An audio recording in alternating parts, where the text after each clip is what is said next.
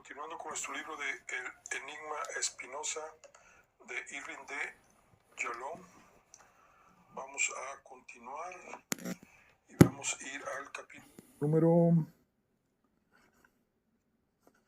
25.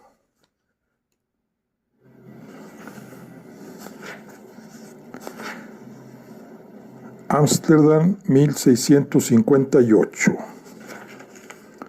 Vamos a ver el capítulo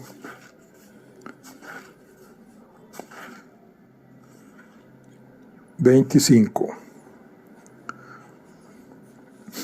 Durante todo el año siguiente, Spinoza, ya no más Baruch, sino desde entonces y para siempre conocido como Bento, o en sus trabajos escritos Benedictus, mantuvo una curiosa relación nocturna con Franco. Casi todas las noches, mientras Bento yacía tendido en su cama de 4 doseles en un pequeño desván en la casa de Van den Enden, aguardaba con ansiedad la llegada del sueño. La imagen de Franco entraba en sus pensamientos. Tan perfecta y sigilosa era su entrada que, cosa poco usual en él, Bento nunca trató de comprender por qué traía a su mente a Franco tan a menudo. Pero Bento no pensaba en Franco en ningún otro momento. Sus horas de vigilia estaban llenas de esfuerzos intelectuales que le brindaba más placer que nada de lo que alguna vez hubiera experimentado antes. Siempre que se imaginaba a sí mismo como un hombre viejo y marchito que reflexionaba sobre su vida, sabía que iba a escoger precisamente aquellos días como los mejores, esos días de compañerismo con Van den Enden y los otros estudiantes, aprendiendo a dominar el latín y el griego y saboreando los grandes temas del mundo clásico: el universo de átomos de Demócrito, la forma del bien de Platón, el motor inmóvil de Aristóteles y la liberación de las pasiones de los estoicos. Su vida era hermosa en su sencillez. Bento estaba completamente de acuerdo con la insistencia de Epicuro en que las necesidades del hombre eran pocas y de fácil satisfacción. Como solo necesitaba casa y comida, algunos libros, papel y tinta, podía ganar los florines necesarios puliendo lentes para anteojos, nada más que 2 días a la semana, y enseñando hebreo a los estudiantes que deseaban leer las escrituras en su lengua original. La academia ofrecía no solamente una tarea específica y un techo, sino también una vida social que en ocasiones excedía lo que Bento deseaba. Se suponía que debía cenar con la familia de Van den Enden y los estudiantes que vivían en la academia, pero él con frecuencia decidía llevar a su habitación un plato de pan y queso duro holandés, con una vela para leer. Sus ausencias a la hora de la cena decepcionaban a Madame Van den Enden. Ella encontraba que él era un conversador animado y trataba sin éxito de aumentar su sociabilidad, hasta llegar a ofrecerle cocinar sus platos favoritos y evitar comidas que no fueran kosher. Bento le aseguraba que no se trataba de que él observara las normas judías, sino que simplemente era indiferente a la comida y se concentraba con las cosas más simples: pan, queso y un vaso diario de cerveza fuerte y clara, para luego fumar su pipa de arcilla y boquilla larga. Fuera de sus clases, evitaba alternar con los compañeros, aparte de Dirk, quien pronto se iría a la escuela de medicina, y, por supuesto, la precoz y adorable Clara María. De todos modos, por lo general, después de un breve tiempo, se alejaba incluso de ellos, prefiriendo la compañía de los 200 volúmenes pesados y húmedos de la biblioteca de Van den Enden. Aparte de su interés por las excelentes pinturas expuestas en las galerías de los marchantes en las callejuelas que partían del ayuntamiento, Bento tenía poca afinidad por las artes y se resistía a los intentos de Van den Enden de aumentar su sensibilidad estética con música, poesía y narrativa, pero no había manera de resistirse a la apasionante devoción por el teatro del director. Los dramas clásicos solo pueden ser apreciados si los lee en voz alta, insistía Van den Enden, y Bento, obediente, participaba con los otros estudiantes de las lecturas dramatizadas en clase, aunque se sentía demasiado cohibido como para decir sus textos con la emoción requerida. En general, 2 veces al año, un amigo íntimo de Van den Enden, el director del Teatro Municipal de Ámsterdam, dejaba que la academia usara su escenario para producciones importantes, ante una limitada audiencia de padres y amigos. La producción en el invierno de 1658, más de 2 años después de la excomunión, fue la de El Eunuco de Terencio, y a Bento se le asignó el papel de Parmenón, un esclavo precoz. Cuando leyó su parte por primera vez, sonrió al encontrar este pasaje: ¿quién cosas tan inciertas pretendiese regirlas con razón? Cierta sería como quien quisiera hacer el loco con buen seso. Bento sabía que el sentido del humor irónico de Van den Enden había intervenido cuando le asignó este papel. Él había estado regañando a Bento de manera insistente por su racionalismo hipertrofiado, que no dejaba espacio para la sensibilidad estética. La función con público fue magnífica. Los estudiantes interpretaron sus papeles con entusiasmo.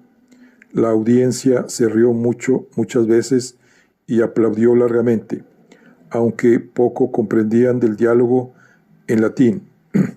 Fue así como, de excelente buen humor, Bento salió del teatro caminando del brazo con sus 2 amigos, Clara María, quien había interpretado el papel de Thais, la cortesana, y Dirk, quien había hecho el papel de Fedro.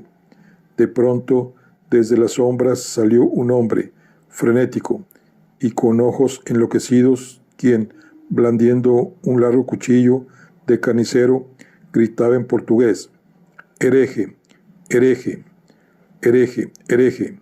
Arremetió contra Bento y lo hirió 2 veces en el abdomen.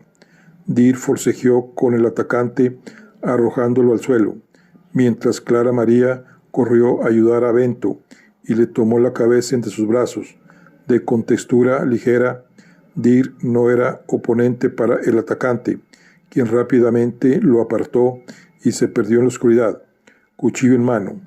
Van den Enden, que había sido médico, corrió a examinar a Bento. Al ver los 2 cortes profundos en el pesado abrigo negro, rápidamente lo desabrochó y vio que su camisa, también rota, estaba manchada con sangre, pero las heridas resultaron ser solo superficiales.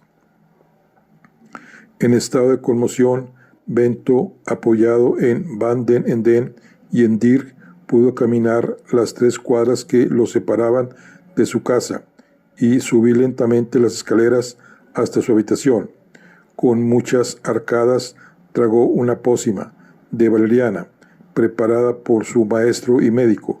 Se acostó y con Clara María sentada a su lado en la cama y sosteniéndole la mano, pronto cayó en un profundo sueño de 12 horas.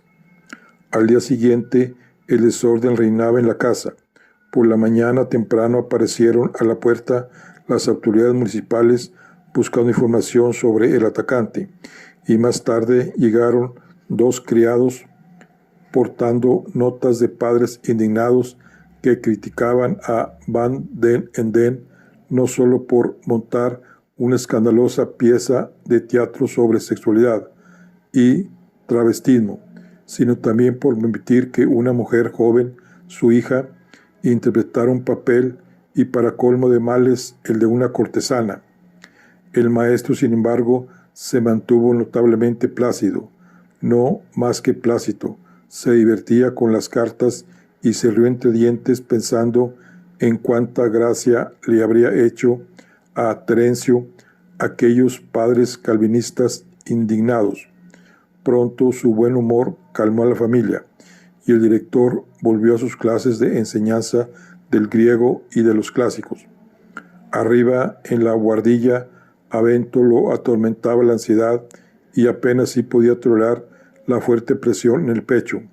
Una y otra vez se sentía dominado por visiones de la agresión, los gritos de hereje, el brillo del cuchillo, la presión cuando atravesaba el abrigo, su caída al suelo bajo el peso del agresor. Para serenarse, recurrió a su arma acostumbrada, la espada de la razón, pero aquel día no le sirvió para atenuar su terror. Bento insistió, trató de disminuir el ritmo de su respiración con largas y controladas inspiraciones y exhalaciones, y deliberadamente trajo a la mente la terrible imagen de su atacante, de espesa barba, de ojos desorbitados y echando espuma como un perro rabioso, y lo miró fijamente hasta que la imagen se disolvió. «Debes calmarte», murmuró. «Piensa solo en este momento. No gastes energías en lo que no puedes controlar. No puedes controlar el pasado. Estás asustado porque imaginas que este hecho del pasado está ocurriendo en este momento. Tu mente crea la idea. Tu mente crea tus sensaciones ante esa imagen. Concéntrate solo en controlar tu mente». Para todas esas fórmulas bien elaboradas que había ido compilando en su libreta, no hicieron nada para disminuir el ritmo de los latidos de su corazón. Continuó intentando serenarse con la razón. Recuerda que todo en la naturaleza tiene una causa. Tú, Bento Espinosa, eres una insignificante parte de esos vastos nexos causales. Piensa en la larga trayectoria del asesino, la larga cadena de hechos que condujeron de manera inevitable a su ataque. ¿Qué hechos?, se preguntaba Bento. Quizá los incendiarios discursos pronunciados por el rabino, quizá alguna desgracia en el pasado o en la vida personal del presente del agresor. Sobre todas esas ideas, Bento meditaba mientras iba de un lado a otro en la habitación. Entonces se oyó un suave golpe a la puerta. Estaba a un paso de esta. Estiró la mano y la abrió en un instante para encontrarse con que Clara María y Dir estaban ahí, tomados de la mano, los dedos entrelazados. De inmediato soltaron sus manos y entraron en su habitación. Bento reaccionó una nerviosa Clara María. «Ah, estás despierto y levantado. Hace apenas una hora golpeamos y como no abriste, miramos adentro y estabas profundamente dormido». «Ah, sí, es bueno verte levantado», agregó Dir. «No han atrapado al maniático todavía, pero pude verlo bien y lo reconoceré cuando lo atrapen. Espero que lo encierren por un buen tiempo». Bento no dijo nada. Dir señaló con el dedo el abdomen de Bento. «Déjame echar un vistazo a la herida. Van den Enden me pidió que la revisara». Dir se acercó y le hizo señas a Clara María para que se retirara, pero Bento de inmediato dio un paso atrás y sacudió la cabeza. No, no, estoy bien, nada de eso ahora. Ahora quiero estar solo un rato más. Muy bien, volveremos en una hora. Dir y Clara María se miraron uno al otro ligeramente intrigados mientras salían de la habitación. En ese momento, Bento se sintió todavía peor. Esas manos tomadas que se separaron para que él no las viera. Esa mirada de intimidad entre ellos. Hacía apenas unos minutos, ellos eran sus dos amigos más íntimos. Apenas anoche Dirk le había salvado la vida. Apenas anoche él había adorado la actuación de Clara María, cautivado con cada uno de sus movimientos, con cada gesto de coquetería de sus labios y cada revoloteo de sus párpados, y de pronto en ese instante sintió odio por los dos. Había sido incapaz de agradecerle a Dirk o siquiera de pronunciar su nombre, así como tampoco le pudo agradecer a Clara María el haberse quedado toda la noche sentado junto a él. Tranquilo, se murmuró Bento a sí mismo. Da un paso hacia atrás y mírate a la distancia. Fíjate en cómo tus sentimientos dan vueltas enloquecidos. Primero, amor, luego, odio, ahora, cólera. Qué inconscientes, qué caprichosos son las pasiones. Mira cómo eres arrastrado, primero aquí, luego ahí, por las acciones de los otros. Si quieres progresar, debes superar tus pasiones, fijando tus sentimientos en algo inalterable, en algo eternamente perdurable. Llamaron otra vez a la puerta. El mismo golpeteo suave. Sería ella, luego su voz melodiosa. Bento, Bento, ¿puedo entrar? Esperanza y pasión se agitaron. Bento se sintió de inmediato lleno de optimismo y se olvidó de todo lo eterno e inalterable. Quizá Clara María estaba sola, cambiada, arrepentida. Quizá le tomara la mano otra vez. Adelante. Clara María entró sola, con una nota en la mano. Bento, un hombre me dio esto para ti. Un hombre extraño, nervioso, algo bajo, con un fuerte acento portugués que no dejaba de mirar a un lado y a otro de la calle. Me parece que es un judío y está ahora esperando una respuesta junto al canal. Bento le arrebató la nota de su mano extendida, la abrió y la leyó rápidamente. Clara María lo miró con mucha curiosidad. Nunca antes había visto a Bento devorar algo con tantas ganas. Le leyó la nota en voz alta traduciendo las palabras portugués al holandés. Bento, me enteré de lo de anoche. Toda la congregación lo sabe. Quiero verte hoy. Es importante. Me he quedado cerca de tu casa, frente a la casa flotante roja sobre el Senegal. ¿Puedes venir, Franco? Clara María, explicó Bento, es un amigo, el único amigo que me queda en mi vieja vida. Debo ir a verlo. ¿Puedo bajar las escaleras? No, papá dijo que no debías subir escaleras hoy. Le diré a tu amigo que regrese en 1 o 2 días. Pero él insiste en que sea hoy. Debe ser algo relacionado con lo de anoche. Mis heridas no son más que rasguños. Puedo hacerlo. No, papá te dejó a mi cuidado. Te lo prohíbo.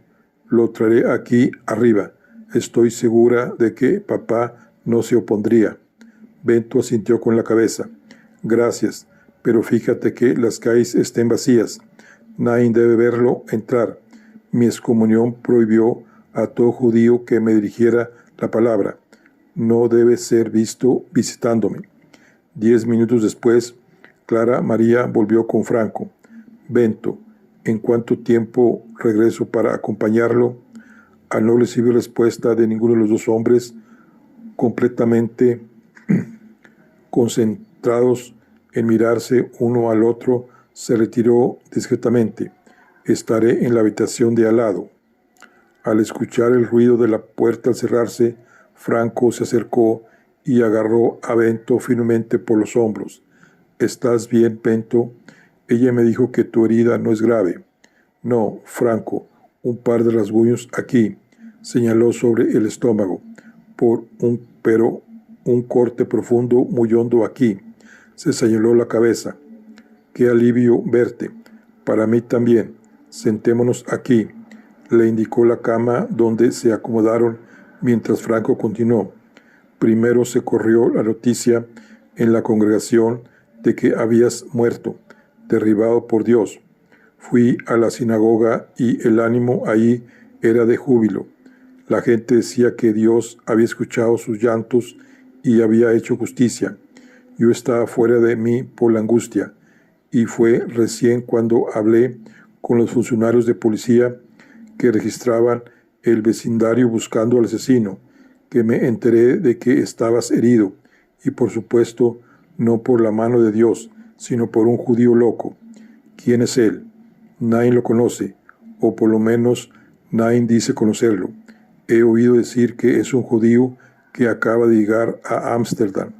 Sí, es portugués, gritó, hereje, cuando me atacó. Alguien me dijo que su familia fue muerta por la Inquisición y quizá tenía un odio contra los exjudíos.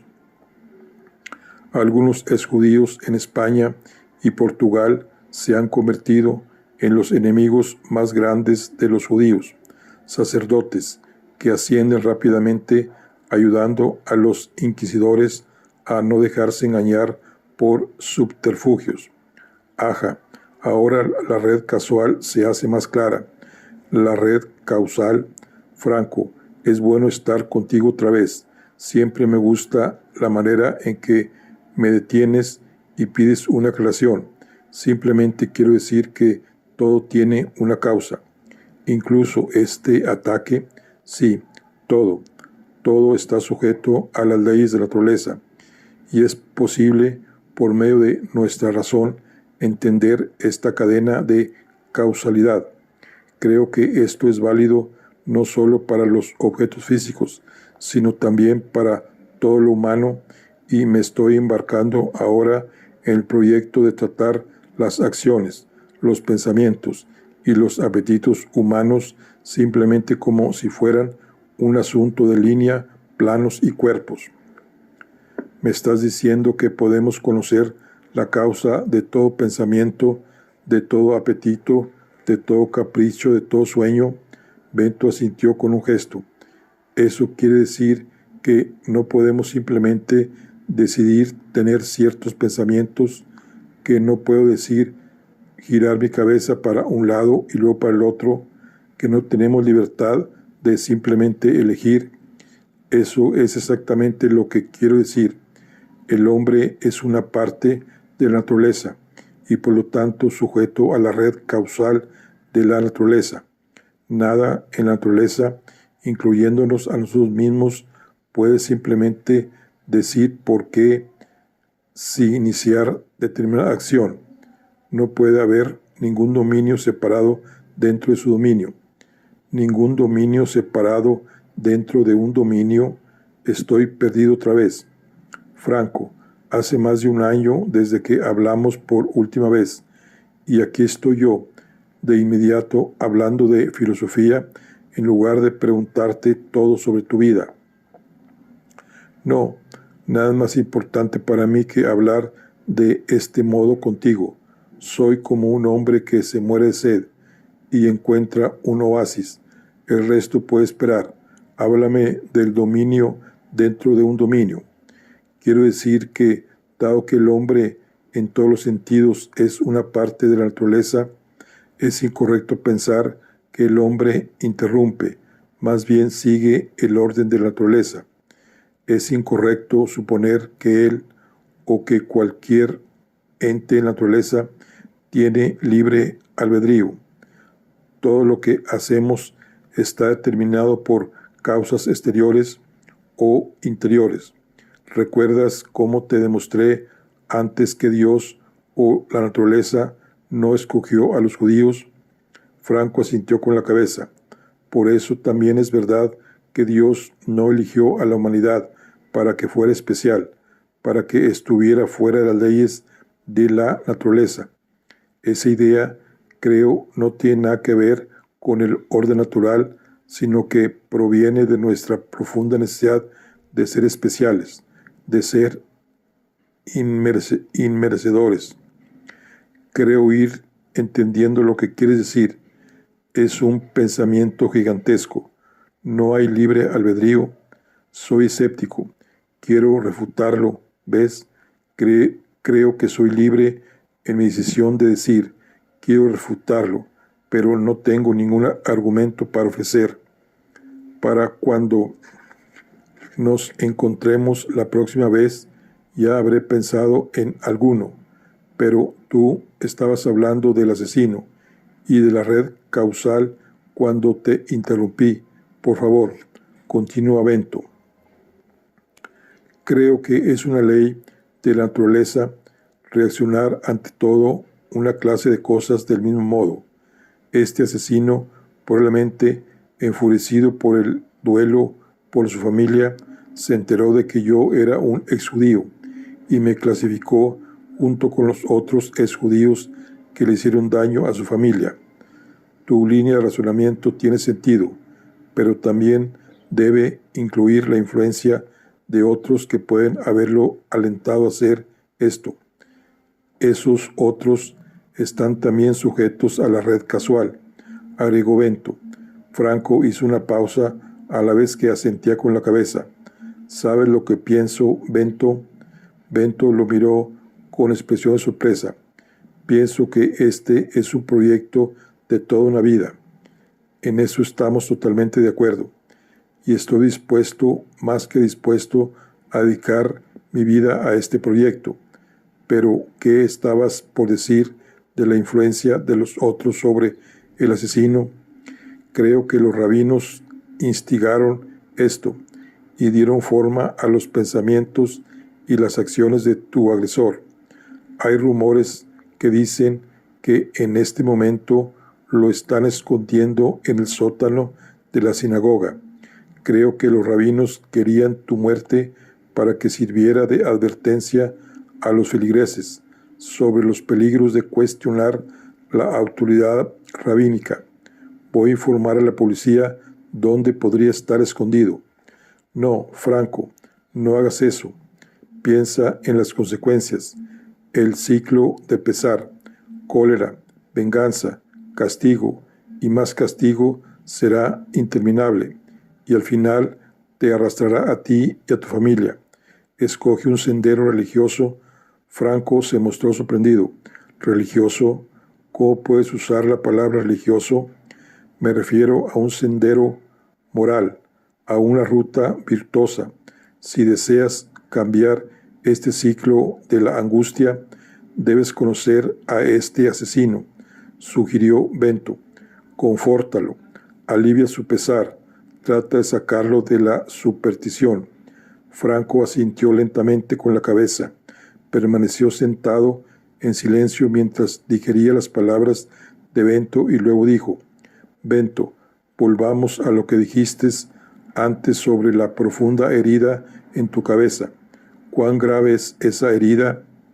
Para serte sincero, Franco, estoy paralizado por el miedo.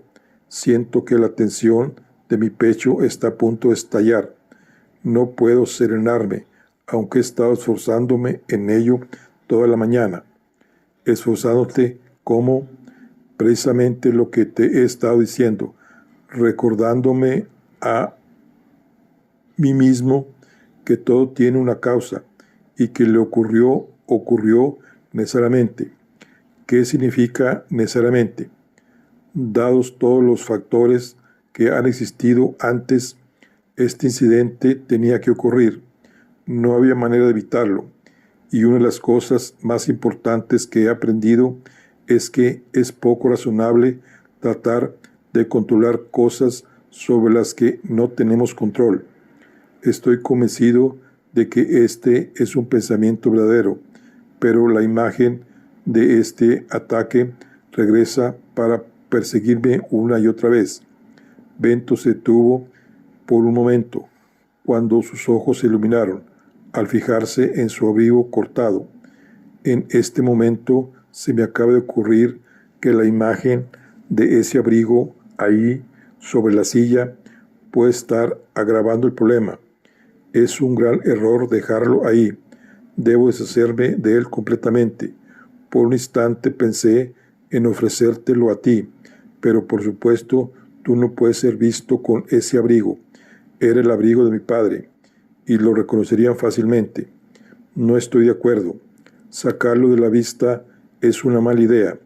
Permíteme contarte lo que le escuché decir a mi padre a otros en situaciones muy similares. No te deshagas de eso. No cierres parte de tu mente, sino más bien haz exactamente lo contrario.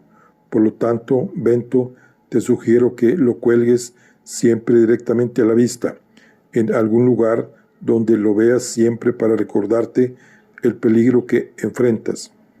Puedo comprender la sabiduría de ese consejo. Requiere mucho valor seguirlo. Bento, es esencial mantener ese abrigo a la vista. Creo que subestimas el peligro de tu situación en el mundo ahora. Ayer casi mueres. Seguro que tienes miedo a la muerte, ¿no? Bento asintió con la cabeza. Sí, aunque estoy trabajando para superar ese miedo. ¿Cómo? Todo hombre tiene miedo a la muerte. Los hombres le tienen miedo en grados diferentes. Algunos filósofos antiguos a quienes estoy leyendo han buscado las maneras de suavizar el terror a la muerte. ¿Recuerdas a Epicuro? Una vez hablamos sobre él. Franco asintió con un gesto. Sí, el hombre que dijo que el propósito de la vida era vivir en un estado de serenidad. ¿Cuál era su término? ¿Cuál era ese término que usaba? Ataraxia. Epicuro creía que lo que más perduraba,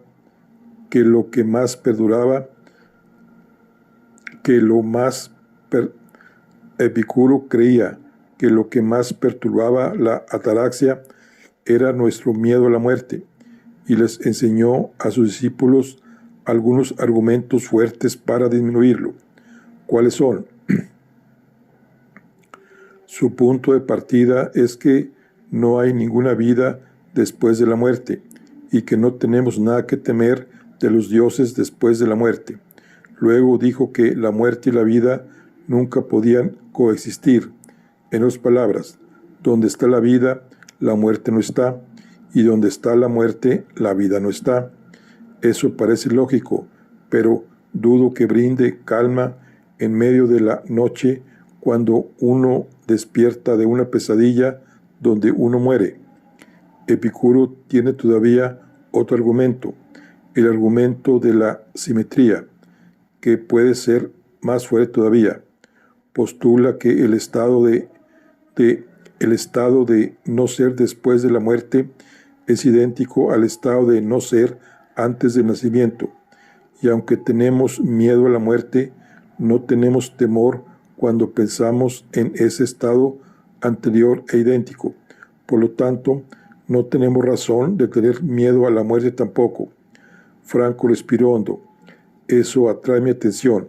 Bento, dices la verdad. Ese argumento sí que tiene poder para tranquilizar.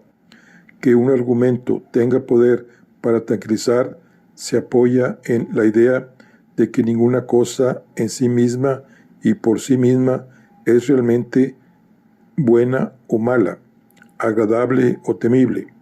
Es solo tu mente la que hace que las cosas sean buenas o malas. Piensa en esto, Franco. Es solo tu mente la que hace que las cosas sean buenas o malas.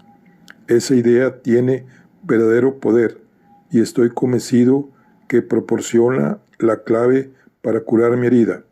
Lo que debo hacer es modificar la reacción de mi mente ante lo ocurrido anoche, pero todavía no he descubierto cómo hacerlo. Me impresiona la manera en que sigues filosofando incluso en medio de tu pánico. Tengo que considerarlo como una oportunidad para el conocimiento. ¿Qué puede ser más importante que aprender por experiencia propia a moderar el miedo a la muerte? Precisamente hace unos días leí un pasaje de un filósofo romano llamado Séneca, que dice: ningún temor se atreve a entrar en un corazón que se ha purgado del miedo a la muerte. En otras palabras, cuando uno domina el miedo a la muerte, uno también domina todos los demás miedos. Comienzo a comprender más tu fascinación con el pánico que te domina. El problema se hace más claro, pero la solución todavía sigue oculta. Me pregunto, si tengo un miedo a la muerte muy desarrollado, particularmente ahora debido a que me siento demasiado lleno. ¿Qué? Quiero decir que tengo la mente llena. Tengo muchos pensamientos no acabados dando vueltas en mi mente y me siento dolido de manera indecible al pensar que estos pensamientos podrían nacer muertos. Entonces, ten cuidado, Bento, protege esos pensamientos y protégete a ti mismo. Aunque estás en vías de ser un gran maestro, eres en algunos aspectos muy ingenuo. Creo que tienes tan poco resentimiento en ti que subestimas su existencia en los demás. Presta atención a lo que digo. Estás en peligro y debes irte de Ámsterdam. Debes salir de la vista de los judíos, esconderte y hacer tu trabajo de pensar y escribir en secreto. Creo que tienes dentro de ti un gran maestro gastándose. Me das buenos consejos, Franco, y muy pronto lo seguiré. Pero ahora es tu turno de decirme qué es de tu vida. No todavía. Pienso en algo que pueda ayudarte con tu terror. Quiero hacerte una pregunta. ¿Crees que estarías tan herido aquí? Franco le señaló la cabeza. Si el asesino fuera simplemente un hombre loco de remate y no un judío que se sienta especialmente agraviado por ti. Bento sacudió la cabeza. Una excelente pregunta. Se reclinó contra un poste de la cama, cerró los ojos y reflexionó sobre ella durante varios minutos. Creo comprender lo que tienes en mente, y es algo muy perceptivo. No, estoy seguro de que si no fuera judío, la herida en mi mente no sería tan dolorosa. Ah, reaccionó Franco, entonces eso tiene que querer decir que mi miedo no es solo miedo a la muerte, tiene un componente adicional, vinculado con mi exilio forzoso del mundo judío, es lo que yo pienso también. ¿Cuán doloroso es ese exilio en este momento? La última vez que hablamos decías que era un alivio abandonar el mundo de la superstición y manifestabas gran alegría ante la perspectiva de libertad.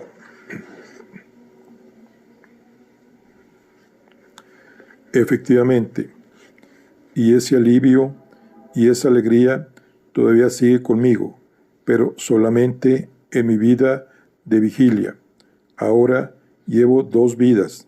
Durante el día soy un nuevo hombre que ha mudado su vieja piel, lee latín y griego y tiene pensamientos estimulantes, libres, pero por la noche soy Baruch, un errante judío, consolado por mi madre y mi hermana, cuyo conocimiento del Talmud es puesto a prueba por los ancianos y que se mueve a los tropezones por entre las ruinas quemadas de una sinagoga.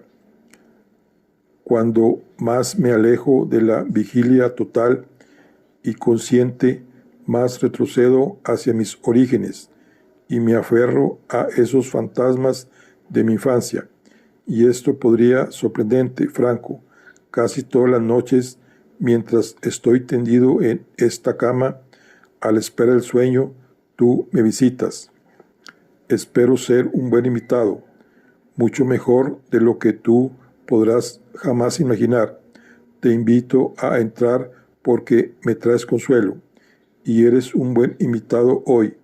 Incluso mientras hablamos, siento que la ataraxia vuelve a filtrarse dentro de mí. Y algo más que ataraxia, tú me ayudas a pensar. Tu pregunta sobre el asesino acerca de cómo reaccionaría yo si no fuera un judío me ayuda realmente a comprender la complejidad de los factores determinantes.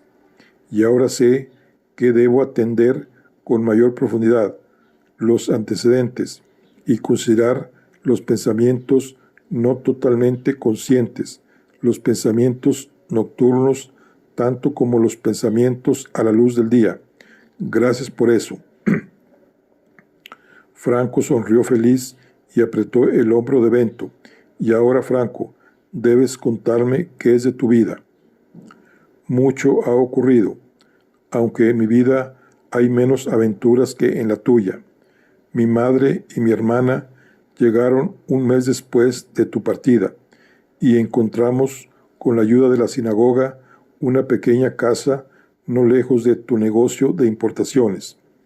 Paso por ahí a menudo y veo a Gabriel, que me saluda con un movimiento de cabeza, pero no me habla. Creo que ello se debe a que sabe, como lo saben todos, cuál fue el papel que tuve en tu cherem. Está casado ahora y vive con la familia de su esposa. Yo trabajo en la empresa naviera de mi tío y ayudo a inventariar sus naves cuando llegan. Estudio mucho y tomo lecciones de hebreo varias veces a la semana con otros inmigrantes. Aprender hebreo es tedioso, pero también excitante. Me conforta y me brinda un lazo de vida, un sentido de la continuidad con mi padre y con su padre, y el padre de su padre por cientos de años atrás. Ese sentido de la continuidad es sumamente estabilizador. Tu cuñado Samuel ya es rabino y nos enseña 4 veces por semana. Otros rabinos, incluso el rabino Mortera, se turnan para darnos lecciones los demás días. Tengo la impresión, por los comentarios de Samuel, de que tu hermana Rebeca está bien. ¿Qué otra cosa? Y tu primo Jacobo se mudó a Rotterdam y rara vez lo veo. Y la pregunta importante, ¿estás contento, Franco? Sí, pero es un modo melancólico de estar contento. El hecho de conocerte me ha mostrado otra faceta de la vida, una vida de la mente que no experimento por completo. Me consuela mucho saber que tú estarás ahí y seguirás compartiendo tus exploraciones conmigo. Mi mundo es más pequeño y ya puedo ver sus futuros contornos. Mi madre y mi hermana me han elegido una esposa, una niña de 16 años de nuestro pueblo de Portugal, y nos casaremos en unas pocas semanas. Apruebo la elección. Es linda, agradable, y hace que aparezca una sonrisa en mi rostro. Será una buena esposa. ¿Podrás hablarle de todos tus intereses? Claro que sí. Ella también está hambrienta de conocimientos. Como la mayoría de las niñas de nuestro pueblo, no sabe ni siquiera leer. He empezado a enseñarle. No le enseñarás demasiado, espero. Puede haber peligro en ello. Pero dime, ¿se habla de mí en la comunidad? Hasta este incidente no había escuchado nada. Es como si a la comunidad no solo se le hubiera ordenado evitar ponerse en contacto contigo, sino que también les hubieran prohibido a todos pronunciar tu nombre. No escucho que te mencionen, aunque por supuesto no sé nada sobre lo que se dice a puertas cerradas. Tal vez sea solo mi imaginación, pero creo que tu espíritu flota por sobre la comunidad e influye en muchos.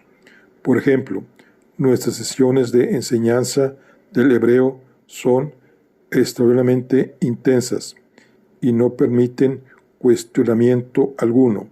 Es como si los rabinos quisieran asegurarse de que no vuelva a surgir nunca más otro Spinoza. Bento inclinó la cabeza. Quizá no debí haber dicho eso, Bento. Fue muy poco amable. Solo puedes ser poco amable si me ocultas la verdad. Se oyó un suave golpe a la puerta y luego la voz de Clara María. Bento. Bento abrió la puerta. Bento, debo salir pronto. ¿Cuánto tiempo más se quedará tu amigo? Bento miró inquisitivo a Franco, que susurró que debía partir en breve porque no tenía ningún motivo para ausentarse del trabajo. Clara María, danos unos minutos más, por favor, respondió Bento. Estaré esperando en la sala de música, respondió, y cerró la puerta sin hacer ruido. ¿Quién es ella, Bento? La hija del director y mi maestra. Me enseña latín y también griego. Tu maestra, imposible. ¿Qué edad tiene? Unos 16 años. Empezó a enseñarme a los 13. Es un prodigio, totalmente diferente de cualquier otra niña. Parece mirarte con amor y ternura. Sí, eso es cierto, y yo retribuyo esos sentimientos, pero... Bento vaciló. No estaba acostumbrado a compartir sus sentimientos más íntimos, pero hoy ha agravado mucho mi angustia al mostrar todavía más ternura a mi amigo y compañero de clase. Ah, celos, eso sí que puede ser doloroso. Lo siento mucho, Bento, pero la vez pasada no me hablaste de aceptar una vida de soledad y de renunciar a la idea de una compañera. Parecías muy comprometido, o quizá resignado, a una vida en soledad. Comprometido y resignado. Estoy completamente entregado a vivir para la mente y sé que nunca podré asumir la responsabilidad de una familia. Y también sé que es legalmente imposible casarme, sea con una cristiana o una judía. Y Clara María es católica, y para colmo, una católica supersticiosa. De modo que tienes problemas para abandonar lo que realmente no quieres y tampoco puedes tener, ¿no? Correcto. Me gusta la manera en que llegas directamente al corazón de mi absurdo. Y tú dices que la quieres y a tu buen amigo, a quien ella parece preferir, también lo quería él, hasta hoy. Me ayudó a mudarme después de la Cherem y anoche salvó mi vida. Es un buen hombre y quiere ser médico. Pero tú quieres que ella te desee a ti y no a él, aunque sepas que eso haría que los tres fueran desdichados. Sí, eso es verdad. Y cuanto más grande sea el deseo de ella por ti, más grande será su desesperación al no poder tenerte. Sí, eso es innegable. Pero tú la quieres y deseas su felicidad. Y si ella sufre, tú también sufrirás, ¿verdad? Sí. Todo lo que dices es correcto. Y una última pregunta. Dices que es una católica supersticiosa, ¿no? Y los católicos adoran el ritual y los milagros. ¿Cómo entonces puede ella vivir con tus ideas de Dios y la naturaleza, con tu rechazo al ritual y a la superstición? Nunca lo haría de esas ideas mías con ella, porque la rechazaría y quizá te rechazaría a ti también. Bento asintió con la cabeza. Cada palabra que dices es verdad, Franco. Me he esforzado tanto, he dejado tantas cosas para ser libre y ahora he abandonado mi libertad al quedar cautivado por Clara María. Cuanto pienso en ella, soy incapaz de tener otros pensamientos más elevados. En este asunto es obvio que no soy dueño de mí mismo, sino que soy esclavo de la pasión. Aunque la razón me muestra lo que es mejor, me veo forzado a seguir lo que es peor. Esa es una historia muy antigua, Bento. Siempre hemos sido esclavizados por el amor. ¿De qué manera te vas a liberar? Solo puedo ser libre si corto por completo mis conexiones con el placer sensual y la riqueza y la fama. Si no presto atención a la razón, seguiré siendo esclavo de la pasión. Sin embargo, Bento, agregó Franco, poniéndose de pie, ya dispuesto a partir, sabemos que la razón no es contendiente para la pasión. Sí, solo una emoción más fuerte puede dominar a otra emoción. Mi tarea está clara. Debo aprender a convertir la razón en una pasión. Convertir la razón en una pasión, susurró Franco, mientras se dirigía a la sala de música donde los esperaba Clara María. Una tarea estupenda. Cuando nos volvamos a encontrar, espero que me cuentes sobre tus avances. Bueno, aquí concluimos la charla del día de hoy. Terminamos lo que es el capítulo número 25. Nos vemos en la siguiente. Hasta luego.